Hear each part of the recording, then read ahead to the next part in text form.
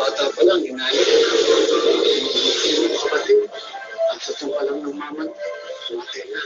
Si Susan, nagka-cancer. Gusto ko lang naman po maging masaya.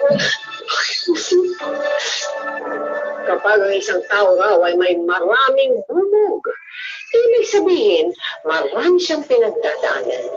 Parang basag na baso na durog-durog na ang kanyang puso. Isa na rito ang totoong kwento na ating ilalahad ngayong gabi. Isa siyang babae na dumaan sa tila walang katapusang pananamantala. Problema sa pamilya, sa kanyang asawa, at sa paghahanap ng hustisya para sa kanyang ama. Paano niya kaya malalagpasan ang lahat ng ito? Hahantong ba siya sa puntong sumuko na siya at pati ang Diyos ay kanya na rin sinisisi? Ang mga detalye ng masalimuot niyang pinagdaanan.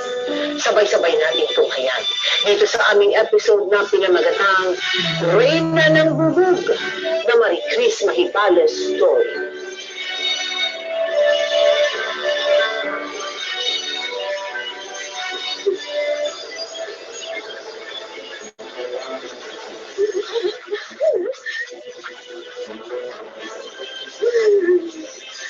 Ayun kang tumulo ka.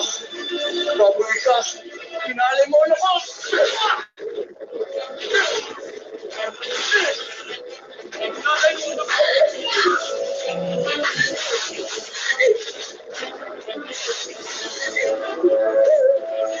Kaya may ginawa mo sa ako. Sisiguratin ko sa'yo. Hindi kaya naulihan ko ano.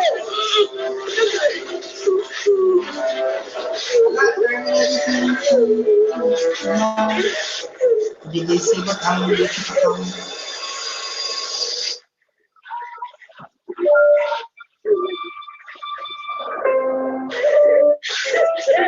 aba, disable na ang YouTube account. Wala na ang YouTube.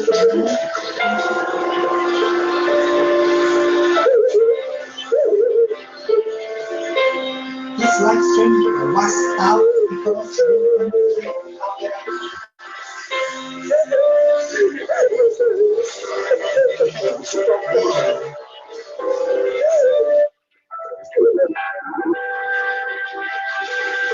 Pagay ko pa talaga 50 milyon na? Akala ko, tulungan sa tayo ka mo ng ayun pa yun. Mano, ganun din naman. Makakalaga rin si Intoy. Makulungan yun. Pero namang padrino kung sa loob ng kasuhan. Ito makakalabas din siya. Ito mo yung muna ibibigay ng danyos na pera. Makakalunod din yung may puso. Ay, nasa ang anak ko. Alam mo ba kung gaano kasmitig sa tatay yun? Bata pa si Marquis. Nagdadalaga pa lang yung anak ko. message. Pwede nga na. Thank you, Riot na yun. Bago pa sa makarating sa bilang ko kung gagawin ko. Ano mo? Hindi naman ko yung marigilis eh. Kaya, ako yung galit. Sa Diyos lang natin ang lahat.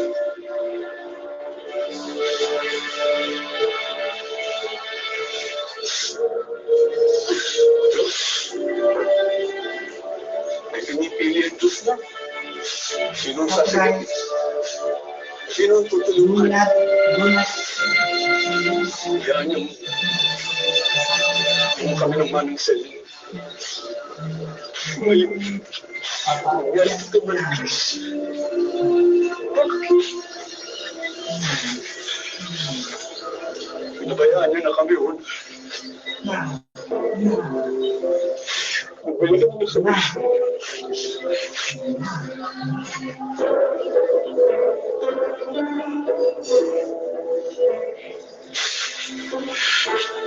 Mula pa noong pagkabata nila, ang pakiramdam ni Henry, hindi siya mahal ng kanyang ama at lagi na lang ang kapatid niyang si Chris ang inaasikaso nito. Lalo na noong naghasa ito ng isang lalaki hanggang sa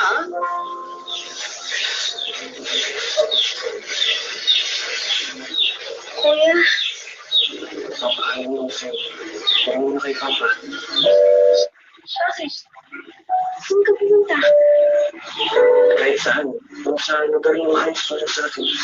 Ayoko na dito, Chris.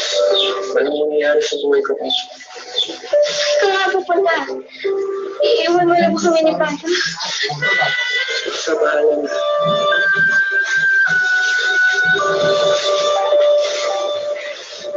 Sorry, different. Plenty of Hindi kayo ipat.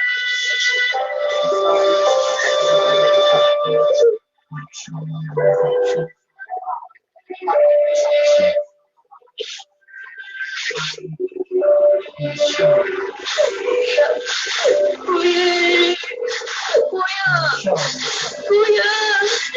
Kuya! Kuya! Kuya!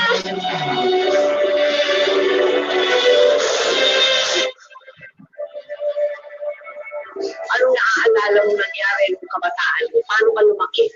5 years old po ako na dito po kami nanirahan sa Pandacan, Maynila. Maganda naman po ang buhay namin ng bata pa po ako. Ang nag-decide po yung mother ko na mag-resign na lang po yung papa ko. Umuwi na lang daw po kami ng Samar. Ngayon, ano nangyari naman sa'yo nung nandun na kayo sa Samar? Mag-aral naman po ako doon. Yung mama ko po, bumalik na po yung Manila kasi nagpaalam po siya sa papa ko na babalik na lang daw po ulit siya para magtrabaho. Then yun po mayon po yung papa ko na magtrabaho po siya dito sa Maynila. Tapos nung nandito na po siya sa Maynila, hindi na po siya sa amin nagparamdam, hindi nagsulat. Nakapagtapos ka? Ano lang po yung tapos ko, grade 6 lang po. Grade 6. So, ayun po yung nag-graduate ako ng grade 6. Ayun po yung na-rate po ako na nag-graduate po ng grade 6 contest ako. Kasi naman ako sa July. Mahirap man, pilit na kinalimutan ni Chris ang madilim niyang nakaraan. Pati na ang anak na kanyang pinaampun. Wala na rin siyang balita sa kanyang ina. Gayun din sa kanyang kuya Henry na hindi na bumalik sa kanilang probinsya. Buong tapang na hinarap ni Chris ang mga bagong pagsubok sa kanyang buhay bilang isang asawa at ina ng tahanan. Hanggang sa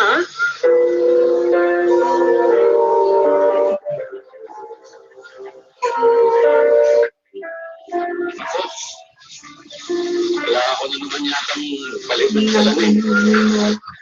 Taas naman yata yung grado ko eh. Yung grado ng mata ko. Papa, ito, kalabasa. Ang palinaw ka ng mata. Tapos, magpa-check up ko dun sa optical sa bayan. Sagot ko na yung bago mo salamin. Huwag na. Dagdag gastos pa ako. Ay. Kumusta naman pala kayo ng asawa ko? Ayos lang, Papa. Kumikita naman. Sakto lang. Nakatap. Yung panganay mo, kumusta? Papalag ka sa kayo?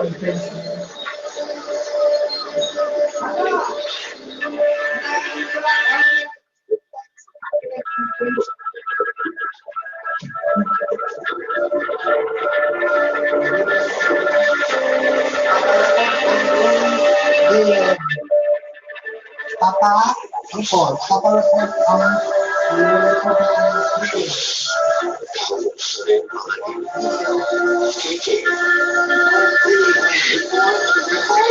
Galit pa rin po siya sa akin, Ma. report. Bumalik po kami nakita po sumunod sa sinabi sa akin eh. Didn't keep down. No. Tuluyan ko na siyang pinabayaan. Nakalimutan ko na daw po ba na meron pa ako isang anak. Forget daw po ba? Ginasa ako ng tatay niya noon. Sabi niya po, siguro mas mabuti na ako na lang daw po kami magpusto po makita. Nakalimutan na daw po niya na meron po siyang nanay.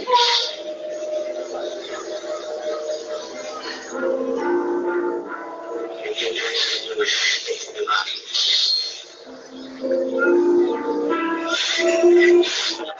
naman sa ginawa niyo sa akin.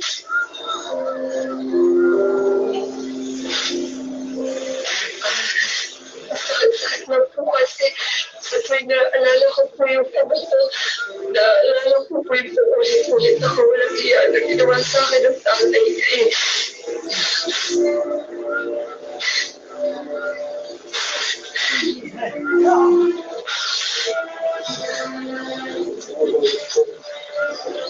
Kasalanan Ang place.